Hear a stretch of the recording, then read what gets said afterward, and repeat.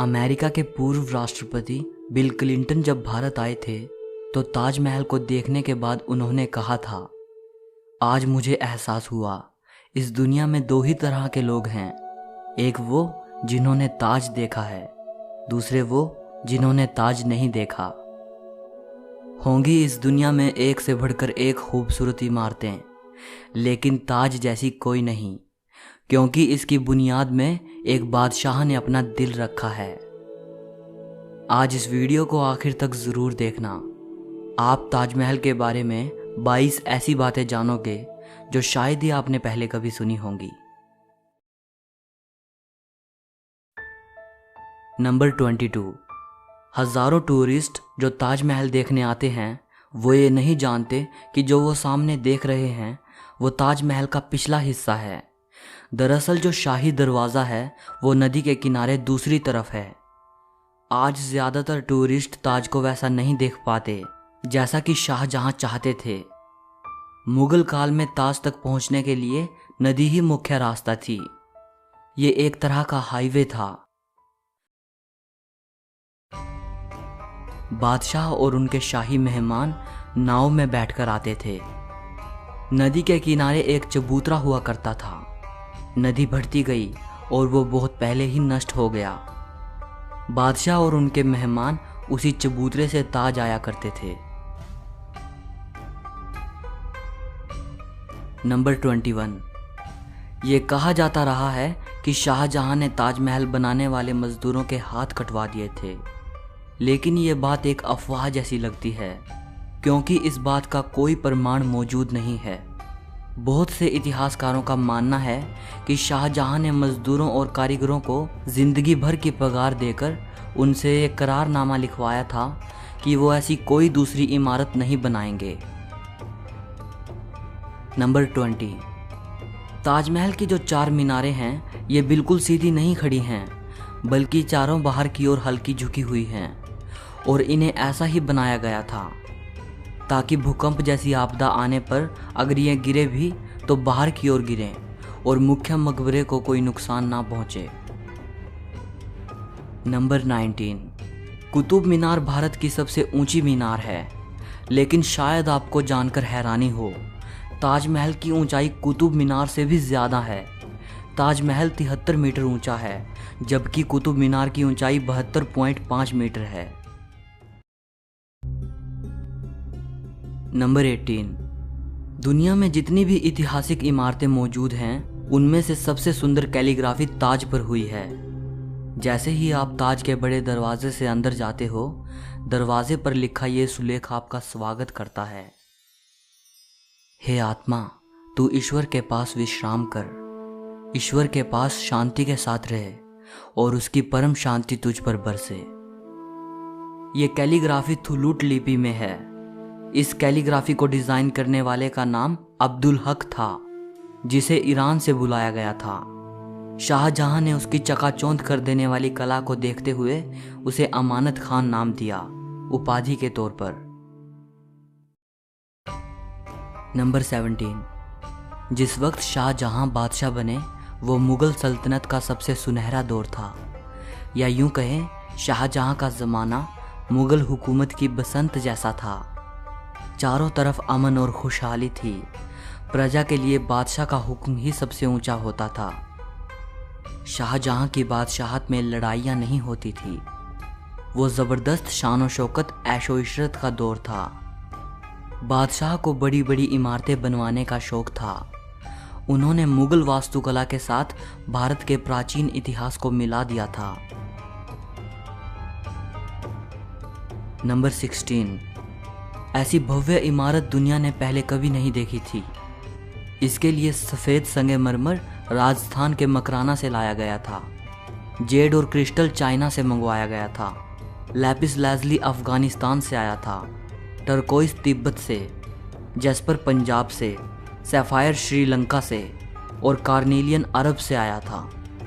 कुल मिलाकर ऐसे ही 28 किस्म के बेशकीमती रत्नों को सफ़ेद संगमरमर में जड़ा गया था। इन सब चीज़ों को विदेश से आगरा लाने के लिए 1000 से भी ज़्यादा हाथी इस्तेमाल किए गए थे। नंबर 15। ताजमहल आज से करीब 400 साल पहले 1631 में बनना शुरू हुआ था और ये 22 साल बाद 1653 में पूरा हुआ। इसका निर्माण 20,000 कारीगरों और मजदूरों ने किया था। वास्तुकला का इससे शानदार नमूना दुनिया में दूसरा कोई भी नहीं। ताजमहल के निर्माण के लिए हर चीज़ को हीरे की तरह परख कर चुना गया था। ताजमहल की दीवारों पर जो नक्काशी है, इसकी तकनीक इटली के कारीगरों से सीखी गई थी। उज़्बेकिस्तान के बुखारा से संगमरमर को तराशने वाले कारीगर बुलाए गए थे। ईरान से संगमरमर पर कैलीग्राफी करने वाले कारीगर आए थे और पत्थर को तराशने के लिए बलूचिस्तान के कारीगरों को बुलाया गया था। नंबर 14। 1857 की क्रांति के दौरान अंग्रेज़ों ने ताज को काफ़ी नुकसान पहुंचाया।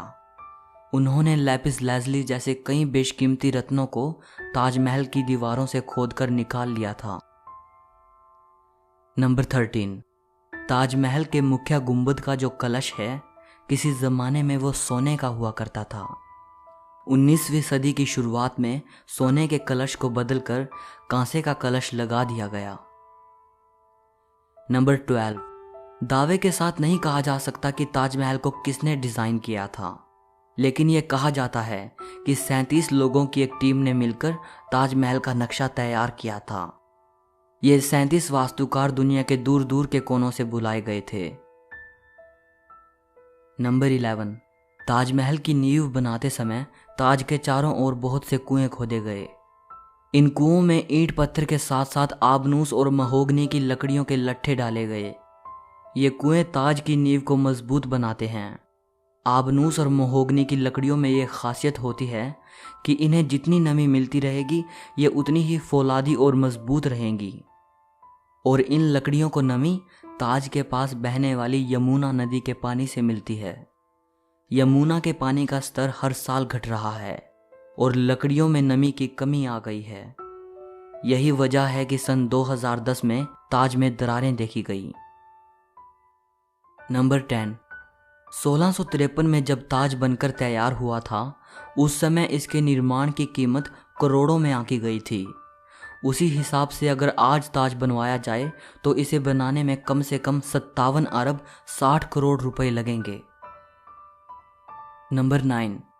1989 में एक भारतीय लेखक P.N. ओक ने एक किताब लिखी थी जिसका नाम था ताजमहल द ट्रू स्टोरी। इस किताब में उन्होंने कई तर्कों के साथ ये दावा किया था कि ताजमहल मकबरा बनने से पहले एक शिव मंदिर था और इसका नाम तेजो महाल्या था। सन 2000 में P.N. ओक ने अपनी बात को सिद्ध करने के लिए ताज की साइट खोदने के लिए सुप्रीम कोर्ट को अर्जी दी थी, जिसे सुप्रीम कोर्ट ने रद्द कर दिया। आर्कियोलॉजिकल सर्वे ऑफ इंडिया के मुताबिक ताजमहल कभी एक शिव मंदिर था, इस बात के कोई सबूत नहीं हैं, बल्कि शाहजहां ने ताज को बनवाया था, इसके प्रमाण ही इतिहास के पन्नों में मिलते हैं। नंबर 8। एक कहानी प्रसिद्ध है कि शाहजहां यमुना नदी के दूसरी तरफ काले संगमरमर से ऐसा ही एक और काला ताजमहल बनाना चाहते थे। कहा जाता है कि शाहजहां मुमताज़ की तरह अपने लिए भी एक मकबरा बनाना चाहते थे, लेकिन इससे पहले कि वो काला ताजमहल बनवा पाएं, औरंगज़ेब ने उनको कैद खाने में डलवा दिया। लेकिन इतिहासकार कहते हैं कि ये बाद में बनाई गई मनगढ़ंत कहानियां हैं। जिस जगह शाहजहां के काला ताज बनवाने की बात कही जाती है, वहां कई बार खुदाई की जा चुकी है, लेकिन ऐसा कोई सबूत नहीं मिला जिससे यह पता चले कि शाहजहां काला ताज बनवाना चाहते थे। नंबर 7। ताजमहल का डिज़ाइन हुमायूं के मकबरे से प्रेरित दिखता है। हुमायूं शाहजहां के परदादा थे। उनका ये मकबरा हिंदुस्तान में आगे बनने वाली कई मुगल इमारतों के लिए प्रेरणा बना। नंबर 6। दूसरे विश्व युद्ध में सरकार ने मकबरे के चारों ओर बांस का घेरा बनाकर सुरक्षा कवच तैयार कराया था, जिससे कि हवाई बमबाजों को भ्रमित किया जा सके और ये जर्मन और जापानी हवाई हमलों से सुरक्षा प्रदान कर पाए। 1965 और 1971 के भारत पाकिस्तान युद्ध के समय भी यही किया गया था। नंबर 5। कई देशों में ताजमहल की नकल पर बनी इमारतें मौजूद हैं, जैसे चीन, बांग्लादेश और कोलंबिया में। और ऐसी एक इमारत भारत में भी मौजूद है, बीबी का मकबरा। ये इमारत महाराष्ट्र के औरंगाबाद में है। इसे मुगल बादशाह आजम शाह ने अपनी मां दिलरस बानो बेगम की याद में 17वीं सदी के आखिर में बनवाया था। इसे ताजमहल की तर्ज पे बनवाया गया था। इस मकबरे का गुंबद ताजमहल के गुंबद से छोटा है और इसका सिर्फ गुंबद ही संगमरमर का है, बाकी निर्माण प्लास्टर से किया गया है। नंबर 4, ताजमहल की सबसे ज्यादा लोकप्रियता इसके निर्माण से जुड़ी अद्भुत प्रेम कहानी की वजह से है। बादशाह शाहजहां ने अपनी बेगम मुमताज महल की याद में इस इमारत को बनवाया था। मुमताज का असली नाम अर्जुमंद बानो बेगम था। शाहजहां ने उन्हें मुमताज महल नाम दिया, यानी महल का सबसे अनमोल रत्न। महज 38 साल की उम्र में अपनी 14वीं संतान को जन्म देते वक्त मुमताज की मृत्यु हो गई। उस वक्त वो बुरहानपुर में थी। अपनी प्रिय बेगम की मृत्यु से बादशाह बेहद दुखी हुए, जैसे उनकी जिंदगी ही तबाह हो गई। और आखिर उनकी याद में शाहजहां ने ताज को बनवाने का फरमान जारी किया। नंबर 3, पहले मुमताज को बुरहानपुर में ही दफनाया गया। इसके बाद शाहजहां ने ताज को बनवाना शुरू किया। तब बुरहानपुर से मुमताज के शव को निकालकर जहां ताजमहल बन रहा था उसके पास एक बगीचे में दफनाया गया। ताजमहल को तैयार होने में 22 साल लगे। तब तक मुमताज का शव बगीचे में बनाई गई कब्र में ही दफन रहा। बाद में उसे ताजमहल के अंदर मुख्य गुंबद के नीचे दफनाया गया। नंबर 2, शाहजहां का सारा ध्यान ताज को एक खूबसूरत रूप देने में लगा रहा।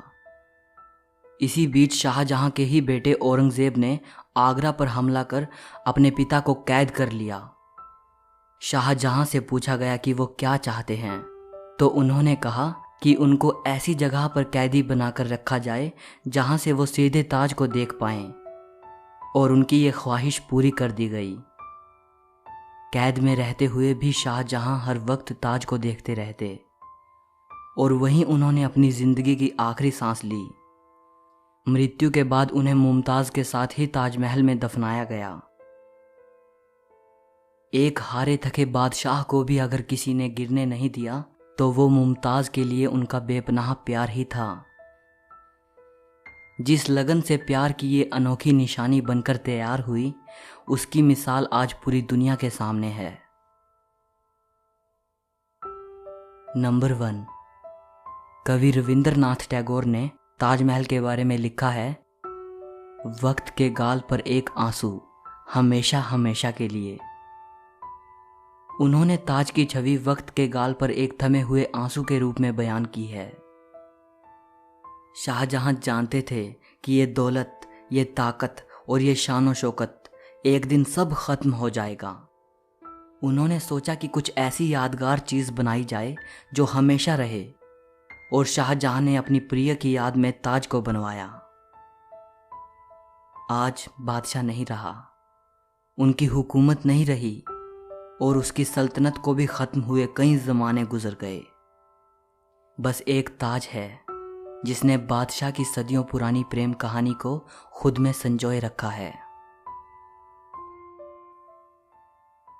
प्रकृति की गोद में चांद सी जगमगाती ये भव्य इमारत सदियों से दो प्रेमियों के प्यार की अमर कहानी सुनाती आई है और सदियों तक सुनाती रहेगी।